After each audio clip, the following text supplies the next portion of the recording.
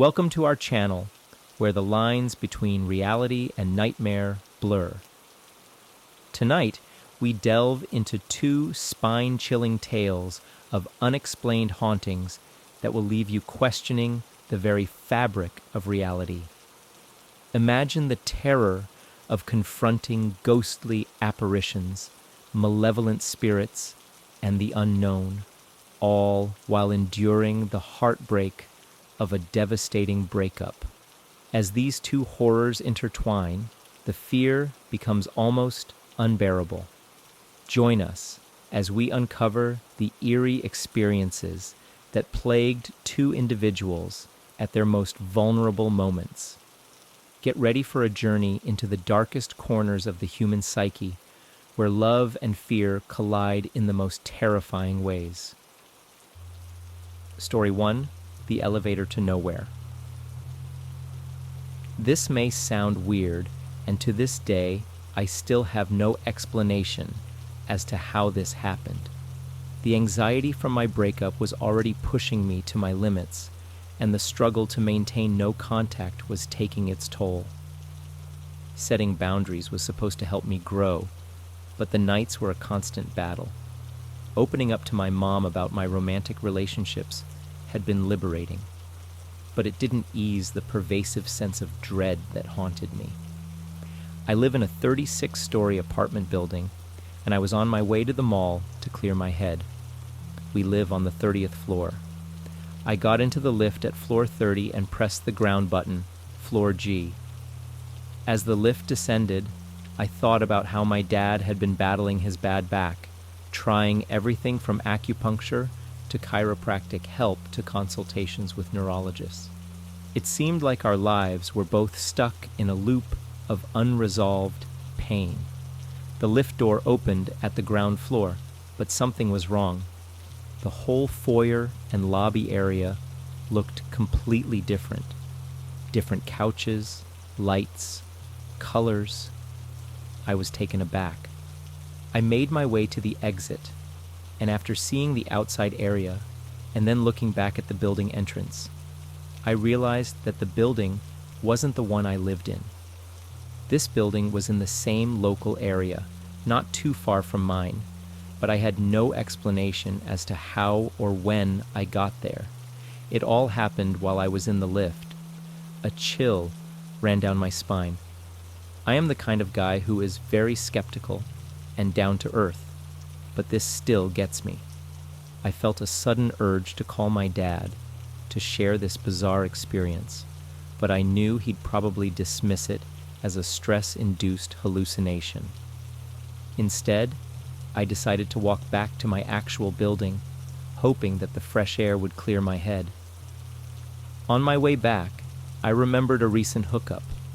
I had met a cool guy on an app, and he had invited me out for drinks. We got along well, and he took me back to his place. The way he enjoyed pleasing my body definitely gave me a boost in confidence.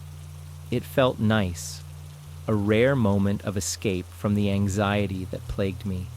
But it was also a bit too intimate, and the music he was playing in the background reminded me of fond times with my ex.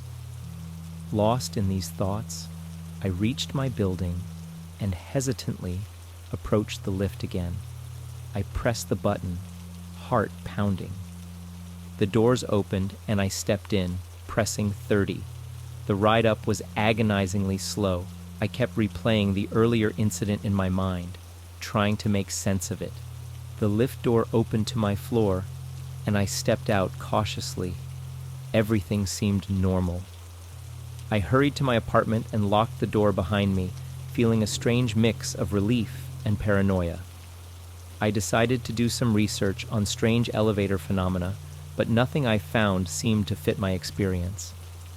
That night, I had another vivid dream, this time of being trapped in an endless series of elevators, each one leading to a different, unfamiliar place.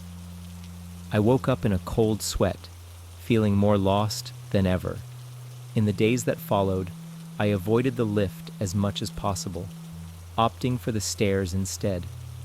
I focused on helping my dad with his back pain, accompanying him to appointments, and researching new treatments. It felt good to be doing something productive, something grounded in reality. But the memory of that day never left me. It lingered in the back of my mind, a reminder that sometimes, even the most ordinary parts of our lives can turn strange and inexplicable. I continued to meet new people, trying to move on from my breakup and rebuild my life.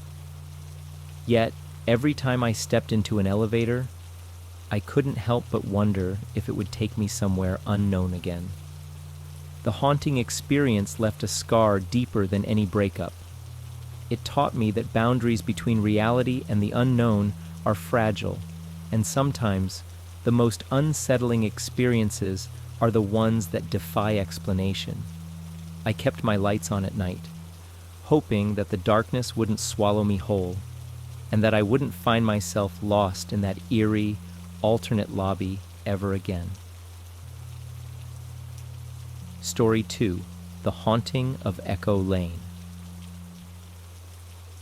The anxiety was crippling. My breakup had left me hollow, and maintaining no contact was an everyday struggle.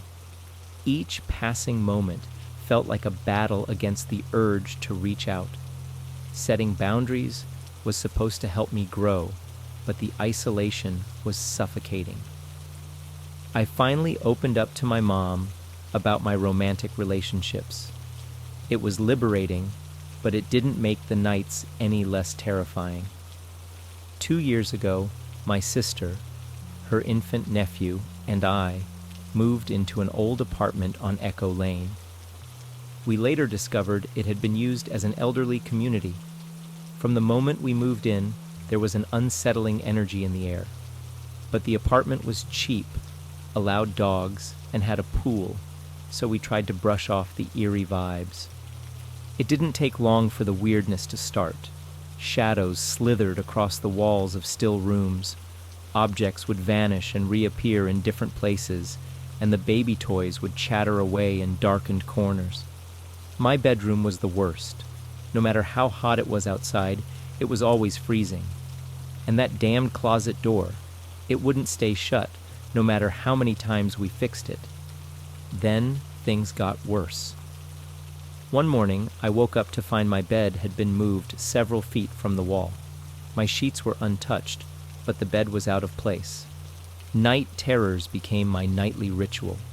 I'd wake up screaming, flinging my blankets, desperate for my sister's help. This happened 3 times every night, without fail. One night, the terror took a sinister turn. I woke up, but I wasn't afraid.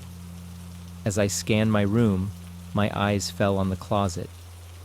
Peering around the broken door was a pair of eyes. I leaned in closer and saw a man, in his mid-20s, staring back at me. With a calmness I didn't feel, I said, "I'm going to give you a few minutes alone, but then you need to leave." I stumbled into the living room and collapsed on the couch. After 10 agonizing minutes, I returned to my bed. But that wasn't the end of it. The baby toys fell silent. The closet door finally stayed shut, and the room's temperature returned to normal. I thought the nightmare was over. I was wrong. A week later, the shadows returned, more malevolent than before. They writhed and contorted, whispering my name. Objects didn't just move. They were hurled across the room with violent force. The baby toy's laughter turned sinister, echoing with an unnatural glee. The coldness in my room deepened, seeping into my bones, making it hard to move, to think. One night, I woke to find myself paralyzed. The man from the closet stood at the foot of my bed, his eyes boring into mine. He didn't speak, but his presence was oppressive, suffocating. I tried to scream, but no sound came out. His mouth twisted into a grotesque smile, and he reached out a hand towards me. I bolted upright, drenched in sweat, heart pounding. The room was empty, but the air was thick with dread. I knew he was still there, watching, waiting. The next day, I found scratches on the inside of my closet door, deep gouges that hadn't been there before. Desperate for answers, I researched the apartment's history. I discovered that a young man had died there under mysterious circumstances. His body had been found in the closet, and his spirit was said to haunt the place, seeking solace or revenge. I reached out to a paranormal expert who confirmed my worst fears. The entity had latched onto my despair, feeding off my anxiety and heartbreak. With the expert's help, we performed a cleansing ritual, hoping to banish the spirit. For a while, things seemed to improve. The shadows receded, and the apartment felt lighter. But every now and then, I catch a glimpse of those eyes in the mirror, watching, waiting. The haunting of Echo Lane left scars deeper than any breakup. It taught me that some boundaries are not meant to be crossed, and some spirits are not so easily laid to rest. The apartment stands empty now, a silent monument to the horrors that unfolded within its walls.